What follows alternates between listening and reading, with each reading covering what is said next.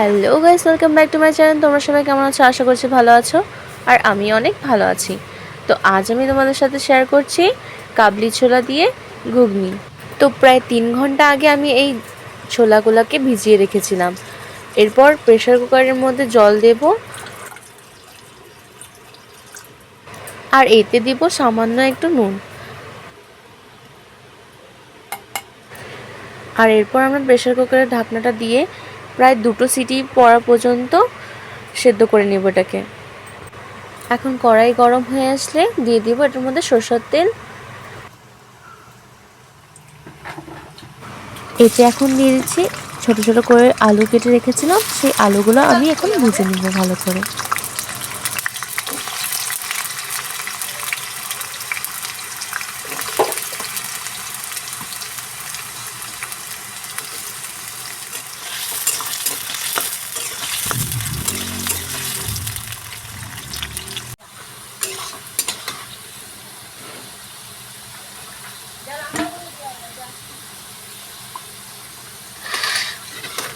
আলুটা ভালো করে লাল লাল করে ভেজে নিয়েছি।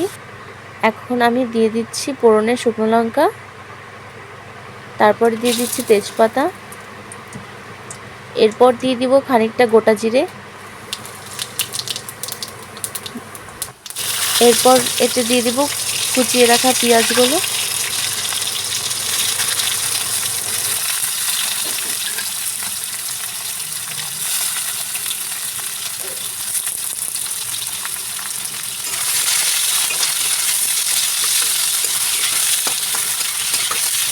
পেঁয়াজটা লাল লাল করে ভেজে নিয়েছি। তারপর এতে দিয়ে দিচ্ছি আদা বাটা, এরপর এতে দিচ্ছি রসুন বাটা, এরপর দিচ্ছি কাঁচা লঙ্কা বাটা। এবার সব কিছুকে একসাথে মিশিয়ে নিব।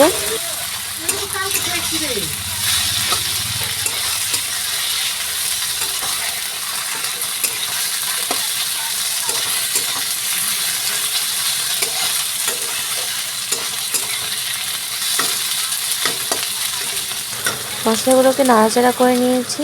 তারপর এতে দিয়ে দিচ্ছি কেটে রাখা টমেটো,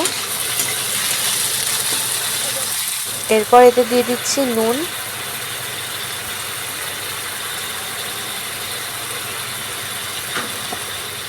তারপর এতে দিয়ে দিচ্ছি হলুদ গুঁড়ো, শুকনো লঙ্কা গুঁড়ো, এরপর দিচ্ছি জিরে গুঁড়ো, তারপর আধা চামচ ধনে গুঁড়ো। এরপর এগুলোকে ভালো করে মিশিয়ে নেব।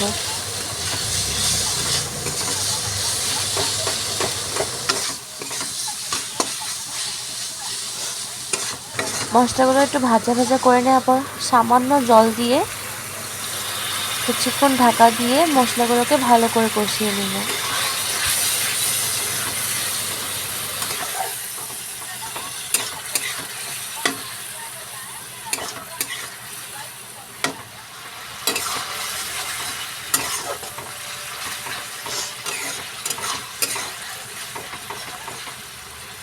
মশলাগুলোকে ভালো করে কষিয়ে নিয়েছি। এখন দেখছি যে মশলা থেকে তেল বেরাচ্ছে। এখন দিয়ে দিব পরিমাণ মতন চিনি।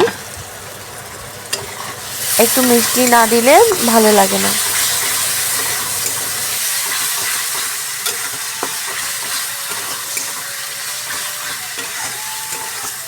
মশলাটা প্রায় ভালো করে কষে এসেছে। এখন দিয়ে দিব এতে খাসির চর্বি।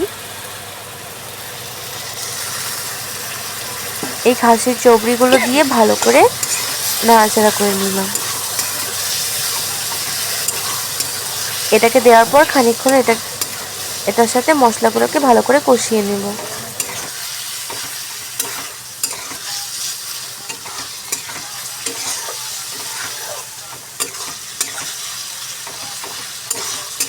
কিছুক্ষণ কষিয়ে নেওয়ার পর এটাতে দিয়ে দেবো ভেজে রাখা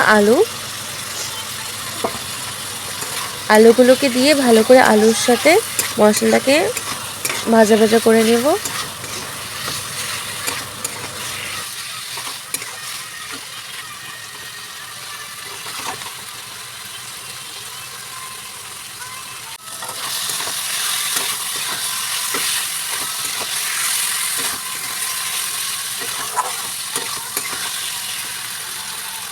মশলা কষানো হয়ে গেছে, এখন দিয়ে দেবো এটার মধ্যে সিদ্ধ করে রাখা ছোলা।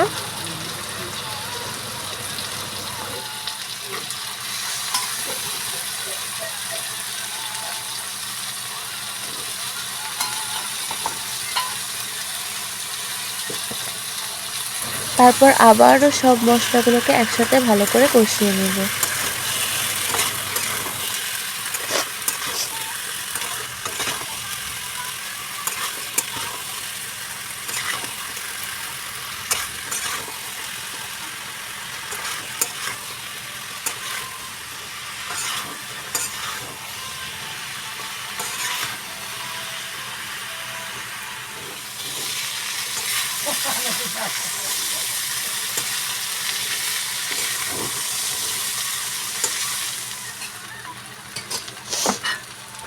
ভালো করে মশলার সাথে ছোলাগুলোকে কষিয়ে নেওয়ার পর সেদ্ধ করে রাখা যে ছোলার জলটা আছে সেটা আমি এখানে দিয়ে দিচ্ছি।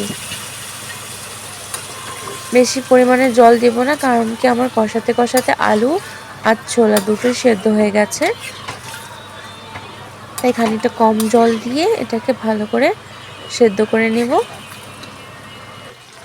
এরপর এতে মিট মশলা দিয়ে নামিয়ে নেব সুস্বাদু কাবলি ছোলার ঘুগনি। তোমরাও যদি বাড়িতে এরকম সুস্বাদু কাবলি ছোলার ঘুগনি বানাতে চাও তাহলে এই রেসিপিটা একদিন ট্রাই করে দেখবে। খেতে খুব সুন্দর আর খুব দারুণ হয়েছিল খেতে। আর তোমাদের যদি আমার ভিডিওগুলো ভালো লেগে থাকে তাহলে একটা লাইক, কমেন্ট অ্যান্ড সাবস্ক্রাইব করে আমার পাশে থেকে যেও।